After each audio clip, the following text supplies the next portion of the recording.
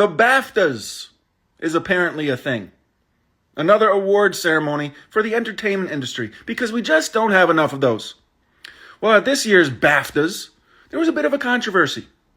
And I've been seeing a lot of debate about whether or not the guy with Tourette's who yelled out the N-word during the ceremony when Michael B. Jordan and Delroy Lindo were presenting is racist or not.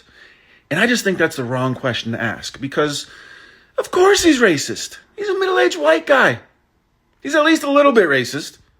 Even the best of us have to constantly fight unconscious bias and implicit bias, and that's if we want to. The question that I think people should be asking is, why did they keep it in the broadcast? It was on a tape delay. That was a decision. And I think this is a perfect example of individual racism versus structural, systemic racism. Individual racism is person to person. This guy called that guy the N-word. And whether or not it was intentional, it's still bad. It still hurts. It's something that we got to deal with, for sure.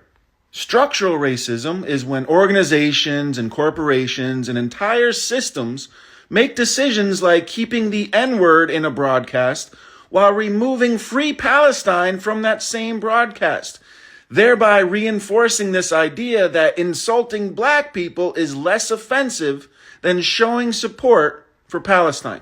The individual said the N-word, but the system said Michael B. Jordan and Delroy Lindo had to take it with dignity and grace, which they of course did, and not expect any empathy. So when nobody reaches out to them afterwards, that's what they should expect. What? Deal with it. But the white guy gets all the empathy. And I'm not saying he doesn't deserve empathy. It's just interesting who gets it. Structural racism is when Google sends out a push notification to millions of people using the N-word. Oops. System error. Individual racism is bad, of course, and it's more direct and in your face, so it feels more hurtful. But structural racism is much more damaging.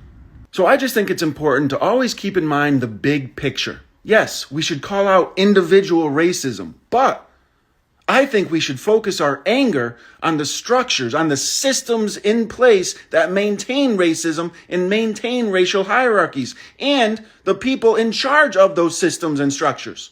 I also think that we could probably solve a whole bunch of societal problems if we just started getting rid of some of these goddamn award shows. Because what the fuck is a Bafta? I know BOFA, and I know there's a lot of people who deserve a BOFA.